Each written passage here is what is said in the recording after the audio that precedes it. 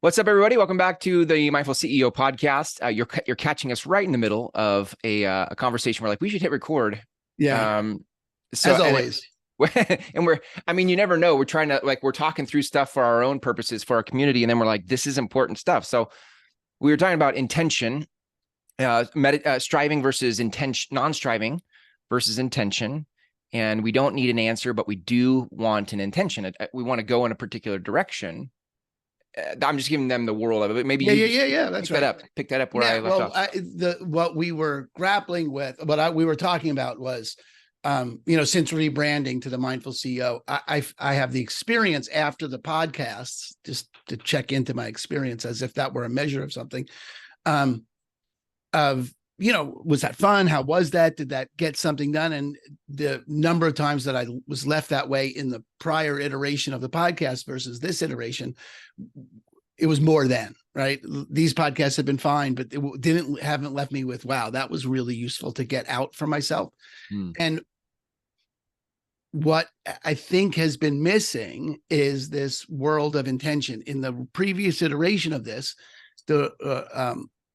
repurpose, we had an intention that this make a difference for realtors. Yeah. That this be a home for realtors, and that leadership leverage and leadership leverage and legacy, right? In a context of love, Mr. Mayor, we hear you, Michael. That had an intention that was going a particular direction. And then we've, shifted context to include more people, CEOs, anyone who's a CEO of their life, anyone who has, but that world also has an intention. And I think I've dropped that out.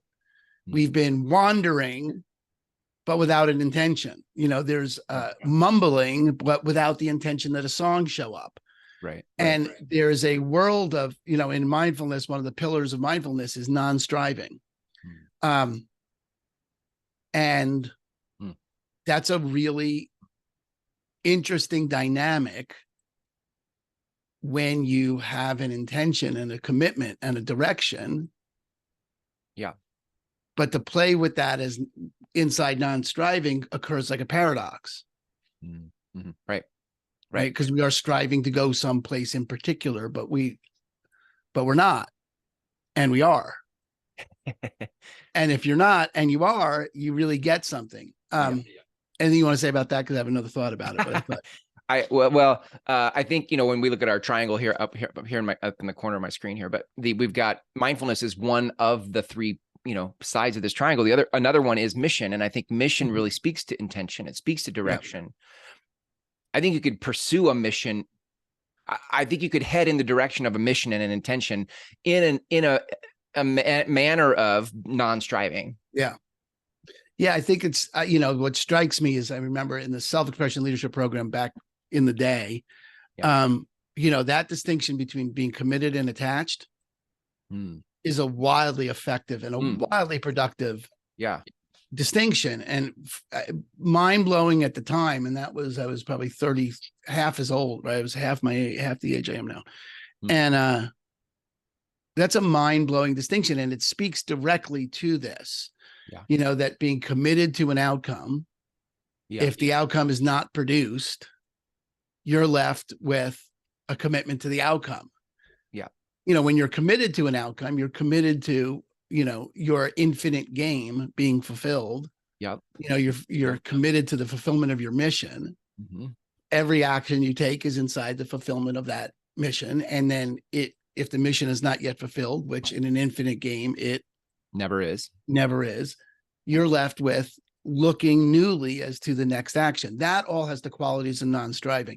Attachment is you take an action and the mission's not fulfilled, but you are attached to the outcome. You needed it to look a particular way. You needed it to show up at a particular time. It must happen. Yeah. You're attached to the outcome. It has to look like this. And when that doesn't happen, you're left upset, disempowered, and, frustrated, annoyed, irritated, resigned, upset. All that shows up when one is attached. And that has all the elements of striving. Yeah. So I think that's a really, really, really potent distinction for people that people don't get. in general is the world of being committed to and a result. Yeah. As access, or as if it's not access to, it's at least parallel to Yeah. the world of nine striving and the pillars of mindfulness. So that's, I think, where we want to play. There's a lot of good. Yeah. Sorry, go ahead. You No, talk. you go. No, You no. go. Oh no, I feel like the chipmunks. Well, I think part of the if I think about the world of mindfulness or law of attraction or being versus doing, like they're separate camps. There's Abraham and the whole thing around, just don't do it. Give it over to the universe and it'll do it. And there's a whole worldview that comes there. And I've hung out with people in masterminds who listen to The Secret but are more doers, and they're like, the problem with The Secret is they just don't account for you got to do stuff. And then there's people in the doing camp who are like, being is, who cares about being? You just got to do. And so I think one of the things that this conversation is providing in the Mindful CEO is, and it's in the name of this brand, right, is bridging these worlds of production as a CEO and mindfulness. I love Venn diagram. So in a Venn diagram, we've got these two things overlapping, and I think we're providing a bridge to both of these worlds. Yeah. You can have both and. You can have both and that really is the critical piece here. That was what Alan was talking about when Alan Kahn was on. Yeah. And because I'm old, I can't remember the woman's name who he was working with, but she was insistent that mindfulness is not meditation, that you can meditate and be mindful, but mindfulness is required, or there's an opportunity for mindfulness in the moment. And that's where mindfulness shows up, is in the getting of the coffee, in the, pulling up to the red light, in the speaking to a coworker about, whatever needs to happen. Having mindfulness show up in the moment is really where we're in the fulfillment of a mission, and I think there's a element of aliveness. And like, I don't know if we said it after we started recording or before, but an edge, that's before, and excitement, out on the tip of something when you're moving in the direction of the fulfillment of a mission. And having fun and play and lightness and non-attachment and grace and patience and loving kindness and all of that on the tip of the spear, heading toward the fulfillment of your mission.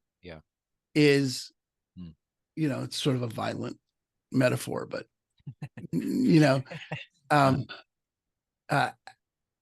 is the point of this conversation, is really what we're up to. So we want people, I think it's important that we keep our mission, clear, our vision, our, where you and I, our Venn diagrams of our respective purposes in life, where people have the experience of agency, of their own agency, and yours of when leaders lead, the world will change, where do those overlap? And that's where you and I get to play. And then for anyone listening, right, for our 5 listeners, the opportunity for you to map your mission into mindfulness, mission, mastermind, to see, but to never, and we haven't really, I think that's sort of where we haven't really explored in this podcast yet, is the fulfillment of mission and the application of mindfulness. And it's such a paradox. It's such a thing to play with, because as soon as you say the application of mindfulness in the fulfillment of a mission, it turns it into doing something, right, to get somewhere. Yes. But there's something in that is like, and this might be the place where the nuance is helpful. If I am treating it like art, if I'm treating it like building a cathedral versus, chiseling stone, to use an old metaphor we've used, right? Like that, the way in which I'm holding this mission is one that is playful, creative. So I am an artist in the thing that I am intending. I think that it doesn't, this is some work I've been doing the last year. It's just been like reframing this for myself, because I came from such an attachment to a result. And I'm now looking at, if this were my life's work and not like an annual goal, right? If this was something I was doing the rest of my life, one, it opens up a little bit of freedom. Like I'm not constrained by time. But two, I get to start thinking about like, okay, well, in what iteration do I want to mumble through this year? Yeah. And mumbling now is headed in a direction. I'm gonna mumble through these chords and find a song and see what lyrics show up. But it doesn't occur like a problem. It doesn't occur like pressure. Right. Yeah, I think that's a great place. And we were talking about that earlier, you know, like even in the mumbling of something, there's a difference between mumbling and then mumbling with the intention to discover a song. Yeah. You know, mumbling, you're not well, you're crazy. I was thinking you're a crazy person on the street. Like you're just mumbling, you're just walking around mumbling. That's not the same thing as mumbling with an intention that a song show up that speaks to you. And, I think it's the difference. I'm going to say it and then we'll see if I actually think this. The difference between mindfulness and mindlessness, that although normally when we speak of mindlessness, we're talking about you on automatic or me on automatic, just going through the motions of our day without stopping and breathing and getting present. We're on default. We're on the normal. That's how we've defined mindlessness in the past, is that. And I think it's totally accurate and really useful and valuable. But there is another level of mindlessness. That, and we were talking about this, Chris, in reference to, one of the other groups, your other group that I'm in, without an intention, without a direction, without a place to head that's articulated, you're just you're just wandering. And I don't mean just wandering like to diminish this importance of taking time to just wander without an intention. Sure. To just wander. And I think that's it's okay. So it's a whole new tangent, right? It's shocking. But again, I remember one of my, the hardest things or most mind-blowing things I had in my training as a leader was when my coach told me to make the calls without an agenda. Wow. And now I'm doing the work of whatever I was doing. At that time I was phoning people, but it doesn't really matter what the action is. Can you do it without an agenda? That's that world there. And then it becomes, okay, well, why am I doing it at all? Right? If I don't have an agenda, what am I doing it? But we all know, if any of you are in sales, and you all know that, you get a call from someone and they have an agenda, it's over. I mean, you're not interested. 100%, almost 100% of the time, you have no interest in that service. If you're getting on the phone with them and it's their agendas on the phone. And then the questions come up like, okay, well, is it an agenda for me to be interested in discovering what matters to them? That's an agenda, right? Can I have in a conversation? So I think it's in the play there. It's in the playing with that. The personal discovery of what am I attached to? What's my agenda in this? Getting present to it. It reminds me of what Alan was talking about when people get present. I forgot the acronym, but that they use to get present, but they, what's present for me physically, emotionally, spiritually, and then any request or anything, what I forgot what the 4 things were. There was an acronym for it. I'll have to go back and listen. But to just get present to the agenda, be mindful about your agenda, and then you have an access to doing something else, to actually getting interested, wonder, listening, curiosity. Yeah. Um, Yeah. It, Good. I was just, one of the things that came up for me is if, I was seeing about how Abraham Hicks will talk about being general versus specific. And, and that can be really helpful when you're trying to stay when you're trying to stay unattached. If I get too specific in a particular desire, a rocket of desire, I say, I want this much money, or I want this many members of a community, or I get too specific and I start to fear it or resent it or get frustrated by it. To go more general in how I think about, intend about, be mindful about the intention, to say, I love when people get together. I love it when people share deep conversations. To stay general about the intention, about the direction or the desire. How I want to apply that here is, if I think about what you and I did with a rebrand and the Mindful CEO, you could say, like, we haven't had an intention or the edge of an intention. And we are generally headed in the direction of a general intention about this rebrand. Like, we can reach more people was part of the intention. Yep. Mindfulness is more than a real estate conversation. We still have an intention to grow our community. We have an intention to mumble through these. I mean, it's more general than it is specific. Yeah.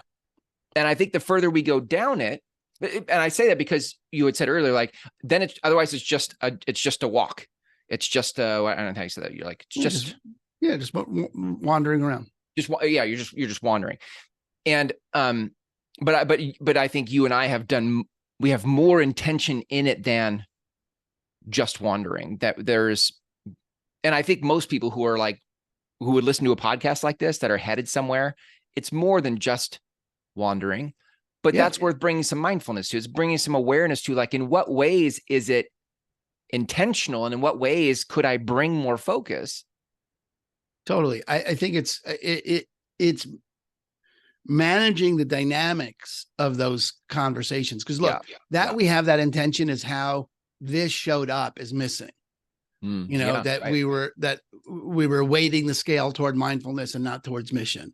That only showed up because and that's the important part about a mission and intention, whatever word we want to put in there. But that's one of the critical aspects of it. One of the critical things it provides is it gives you a chance to be true to something. Yeah. It allows you to true yourself up to something. Because without that mission, anywhere you go is fine. Anywhere you go is as good as any other place. And I definitely don't think that's the case. I have said that's not the case for me. It's not, well, do I feel like being married again today? I don't care. Whatever happens, happens. Right. See who else I meet. Right. See what else shows up at my door, and that's not the way I live with my marriage. Yeah. Right. I have a commitment, and I'm, that thing stay nurtured and growing, and that she is empowered out to fulfill what she's up to in life. And everything that I do, if it doesn't show up like empowering her to fulfill what she's up to, then that's my problem. Yeah. Because I have that mission to have that happen. So I get to true myself up to that. And that's so much, and there's that paradoxical relationship between being committed and attached. There's a line between being committed and attached. There's a line between being driven for a result and being committed to the fulfillment of something. Yeah. I think we often, and this is a Esther Hicks thing for sure, is, you don't get to say how or when. Yeah. Yeah. What you want shows up. You just get to know that it's showing up, and the universe is going to figure out how to have it show up to you, but you don't get to say how or when. I think it shows up. It's true in songwriting. You can't force a song. Yeah. You can strum, and you can mumble, and you can put time in. You can follow the muse, but you can't fully say when it develops, but you could apply yourself. Yeah, I think if I were out to write a song and I put hours in versus no hours in, I think the probable outcome is to get a song. I'm more likely to get a song by putting hours in than I am by not putting any hours in. Yeah, it's interesting, Chris. That's okay. So I think that's we could do a whole series on this. In fact, make a note, because I think we want to add this to the mastermind. Sorry, I said make a note like you're the fucking water boy. Sorry about that. I take notes, but I do. I know, but the way I said it was really very much like, I'll be your water boy. You are my water boy. Purified water. I don't I have a commitment that don't lose it. Say it. Just say it. I'm good. There is a whole world in, the amount of action required to produce a result from all the different paradigms in which you and I play. There's and I think it's a circle, frankly. I think there's variations of it. But by that, I mean, there's definitely I don't think it's a line. I don't think it's the only thing in the world that produces result is action. And the only thing in the world that produces results is your vibration. I don't think that's a line. I think that's a circle. Got it. I think those are saying the same thing, right? I think there's a way in which those two principles can be true at the same time. Yeah. Right. And I think it lives for people like those are diametrically opposed. And you can't have one and the other at the same time. And I don't think that's accurate. So I think that's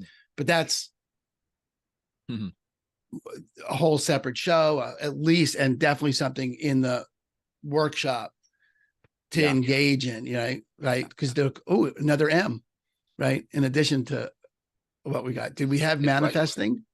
No. Oh, see, another M for us. Good. Let's just collect those. Let's collect M's. We're gonna collect the M's. I know. Well, you're the alliteration king. So this podcast is sponsored by the letter M. That's right. But that world of manifestation and is connected to this world of mindfulness and mission. Yes. Yeah. In fact, that could be the third M, and Mastermind is just sort of a container in which we rock on those three things. Yeah. We're allowed to change that. So anyway, yeah. So but you were talking about that world, and I think being connected, grounded in a calling, being grounded and connected in a mission or an intention, or you could say you have an intention to fulfill your calling or realize your mission in the world. What I was experiencing or expressing as a lack of an edge. Yeah. Right. Really is, could also, I think, be said as a lack, like what there was no tuning. There was nothing, tuning something. Again, I'm going to make a reference to something I don't do, which is be a musician. Okay. So I did anyway, too much of a tangent. Tuning is a reference. There's different tunings in different cultures. Indian music uses a completely different scale than what we consider to be the scale. So C sharp is only C sharp in reference to a particular literally a vibration of molecules at a particular frequency. As that frequency, someone's named that C sharp. Right. And so when you tune your guitar or whatever, you're tuning it to a standard. Yeah. Right. And then there's all kinds of tunings that you can do on guitars or sitars or whatever you're playing that make it consistent with the standard. Yeah. Right. And, and when someone's out of tune, they're out of tune. They're just, they are heard as discordant to the intention of whatever that is, the container that holds that. And I think there's stuff to explore in there because, you're holding a standard, but you're not. I think it's important to recognize that standard was invented. Yeah. It's not real. Yeah. It doesn't I mean, it sounds good to your ear, but different cultures have different standards, different musical cultures. Same thing with art, visual art. Yeah. And then there are standards of how things are done, the way things are done. And is your mission, Yeah. inside that container, or is your mission specifically to break that container? Because there are things that show up in our, world that break containers all the time about the way things are done. So it's important for you or me or anyone to be able to say, yep, I'm sitting inside this container. This is where my difference gets made, is inside the standard, that everyone uses, or not. My job is to break this standard, and I'm going to do that by using these standards along the way. Those are all part and parcel, and you're always truing yourself up to that, right? Yeah. I think that's where mindfulness can really be helpful in mission, is because I noticed for myself, for a lot of years in business, I was resentful of or resisting the standard of what other people had named the standard. This is how you do sales calls. This is how you market. This is how you create a landing page. This is how you do a Facebook ad. And I would try it for a bit, and then I get frustrated by it and try something new. And I wasn't bringing mindfulness to. I mean, it took me a while. I eventually did, but originally I just was trying to force the result, very attached, by the way, very attached to this standard producing a result for me, and not being aware, bringing an awareness to what works about this, what doesn't work about this. How does this honor me? How does this not honor? Like, just the whole thing about how do I design a world that works for me was not a conversation I was having. I was like, I'm in my attachment, how do I produce a result, was the conversation. And if I think about, in a past conversation or episode, I talked about the book Louder Than Words. And there was a metaphor in there about a tree that it was, the author was talking to a music artist, a musician, speaking of music. And the musician was saying about, like, in the beginning, your music will sound like other people's music. It's like at the base of a tree. We're all learning and borrowing from, to use your word, the same standard. Like we're copying. We're all copying. We're like, I'm going to play G, C, D. Like you can play any song with G, C, D. And at some point you start to branch out on the tree and start to pursue a particular genre or niche of music. You're like, okay, well, I prefer rock than classical. And so you go out on the limb called rock and roll. And as you go further out on the limb of rock and roll, you might decide you like, heavy metal. And as you go further out, at some point, what happens is, if you keep pursuing, or maybe let me say questioning, how do I want to do my work, and what's the next creative place for me? You could end up on a branch of your own, right? Which, and for some people is what we want. Other people might say, I don't need a branch of my own. I can produce what I want to produce inside of, G, C, and D. But I think that's the journey here of bringing our fingerprint to our important work. You have a work you want to do. And are you going to do that inside someone else's standard? Or are you going to continue to go out on the branch till you find a branch of your own, which is what Bruce Lee did when he created his own form of martial arts? Like, at some level, are we creating our own way of doing this mission? That may be more than we need in this conversation, but I just think that I'm seeing some places where mindfulness on the journey is helpful, because it allows you to either submit to the standard that's there or create your own. You're not a prisoner. Good. There's two things, Chris, or more. I don't know. We'll see how many things we'll count at the end. It's very important that we start our sentences with how many things we're about to announce. If you don't do that, everything's ruined.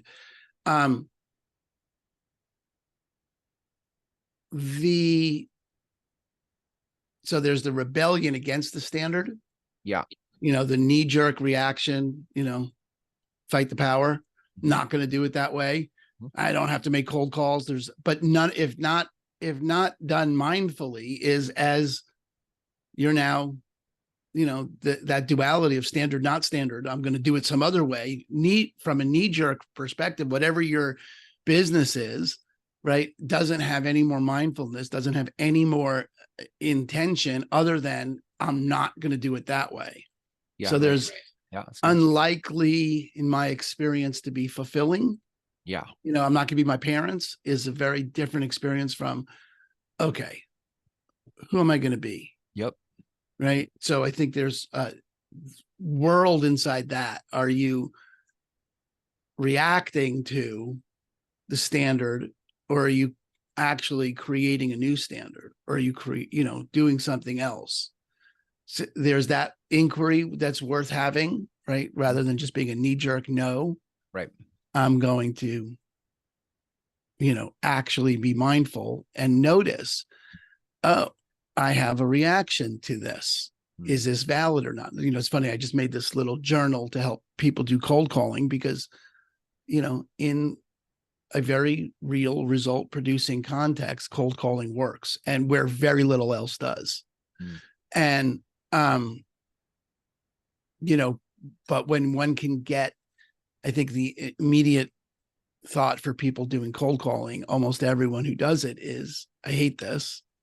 Right. I don't like it. It's intrusive. I'm a telemarketer, all the automatic things that are there for it. But when people slow down enough to get present to, okay, well, what's my intention here? What am I providing? What am I providing for myself? And what am I providing for my family? And what am I providing for the people I'm calling? What's the gift that I am to the people I'm calling? And that begins to show up and get present. Then you can start to get related to, okay, well, what's the advantage? What am I out to accomplish in this phoning session versus what's the worst thing that could happen?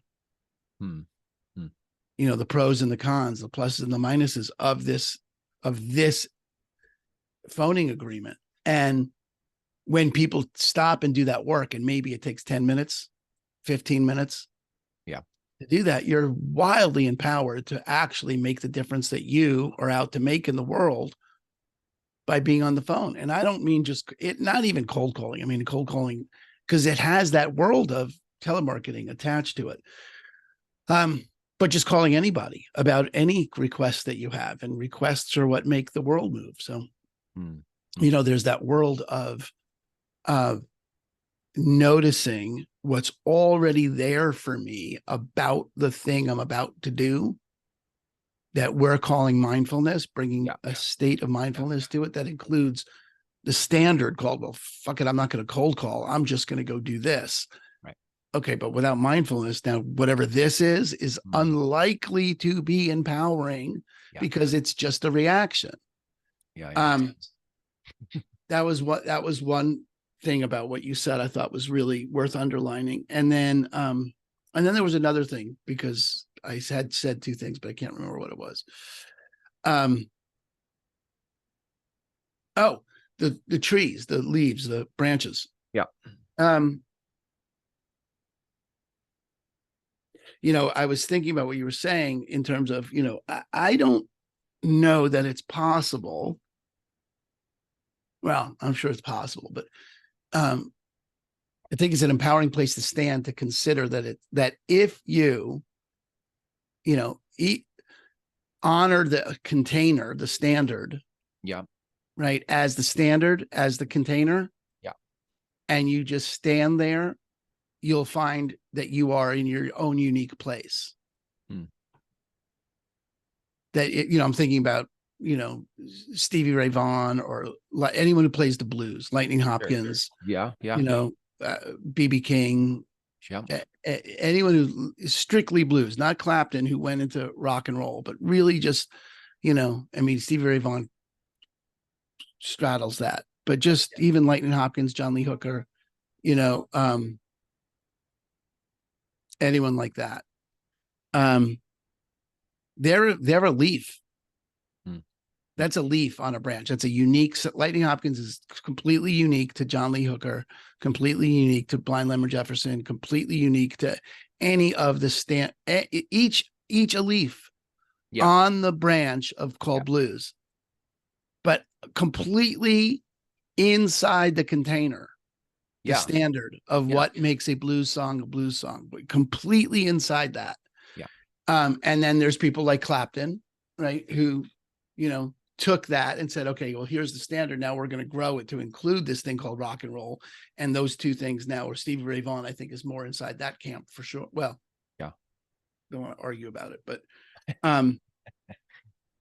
And then there's people like, interesting. Okay. We're just going to get really weirdly nitty gritty about shit, but like, where does Devo come in? Right. Yeah, Devo inside a world of punk, which is this entire world of distorted, became this entire separate phenomenon. Yeah. Right. And that's outside the standard. Right. To a large extent, that became outside the standard. And, I think Talking Heads did a lot of that. You can say whatever you want about the standard, but we're going wherever this path leads next, and a wide variety of things, but not as a reaction to the standard, right. As a creation or as a creation, okay, I hear the standard and this is really this is how I hear it. So there are both completely, and I think that opportunity to stand out as a unique leaf, if we're going to get all the way out to leaves on the branch. Yeah. Right. And no two leaves are exactly the same. Like if you're going to get a leaf, if you're going to turn yourself into a leaf on whatever branch you are, you can do it completely inside the container. Yeah, that's good. Or you can do it by creating a new container. Either way. That's good. Yeah, that's good. And both work and both are great. And one's not better than the other. And it's definitely not. And I think the point is, if you are tuning in, if you're being mindful about what's next for you, is intuition in any of the, it wouldn't be stated as one of the 9 mindfulness principles, but like, it's not. But I feel like there's an assumption that intuition kicks in when you are non-striving, when you're trusting, and I think so much creativity happens through intuition, that there is this feels right or doesn't feel right. And you don't have to decide in this moment whether you want to be a leaf or create a new branch. That's not even the intention. The intention isn't, I'm going to create a new branch. The intention is, what do I want to create? Right. Like, what am I present to? There was an architect that used to say he would show up at a building site, and he'd say, what does this want to be? Right. Have you heard of this? I would assume it's Frank Lloyd Wright, but I don't know. It wasn't Frank Lloyd. Anyway, I could try to find that, I loved the idea that somebody would be present enough to the space and say, what does it want to be before it was ever designed? Like, what does this want to be? What does your important work want to be? Great. Did you tune into that? And I think that's, one of the really powerful aspects of meditation, and this is, again, Esther, but, I don't know if it's all Esther, but nonetheless, prayer is, my opportunity to talk to the universe. Mindfulness, meditation is my opportunity to listen. And I think holding prayer and mindfulness in those two, or prayer and meditation in those two contexts, is useful for me. Like when I sit in meditation, what arises in that is the universe talking. And I think it's another great prompt for us, Chris, certainly in the mastermind for us, is that opportunity to follow intuition. And I think the more you do, the more I do, I know the more clearly it speaks. And that's things from like, you should go back and grab your wallet, or, did you pick that piece of paper up, or what? There are times where I'm leaving the house and I'll think I should go get that thing. And other times immediately it'll show up as, now don't bother. Come on, we're in a fucking rush. Let's go. Yeah. Right. And the more I can go, okay, no, wait a minute. Something just told me to go get that. Yeah. I'm going to go back and get that. And the more I can honor that voice about those kinds of things, the louder it speaks and the more clearly it speaks about other things as we go.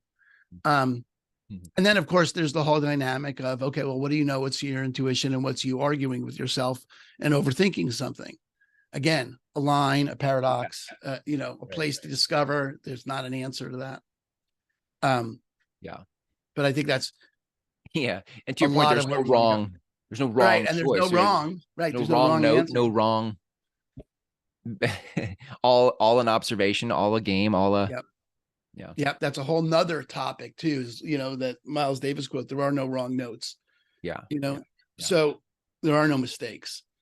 I think that's a great place to put a pin in this. Yeah. this week, Yeah. because I think there's a lot of stuff that we've got now dug up, resurfaced by re-truing ourselves up to, oh yeah, we do have an intention here to Yeah. empower people in their whatever they're the CEO of. Yeah. And all the things you're the CEO of, because rarely do we meet someone who's just the CEO of one thing. Yeah. Right. Yeah. I would, if I had to sort of bridge that to an invitation, I would say you and I, we haven't spoken of this explicitly, but I would say there is an intention for our Mindful CEO Mastermind. That is, what that space is, in my intention, is a place where we mindful CEOs, those of us who have mission, want to bring mindfulness to mission, can begin to work out and mumble through the actual mission, whether that's served by the conversation and topic of the mastermind, or actually having breakout sessions and working through, here's what I'm doing, what are you doing, and we're able to compare notes. That the space we're holding, you and I are holding in this mastermind, the space is there to serve your mission with mindfulness. And so if those of you listening would like to go learn more about the community that Aaron and I have created, this mastermind, you can go to themindfulceo.com, and click the appropriate links from there. And there you go. So cool. yeah. Awesome, Aaron. As always, good Peace, mumble peace, sesh. peace. See ya.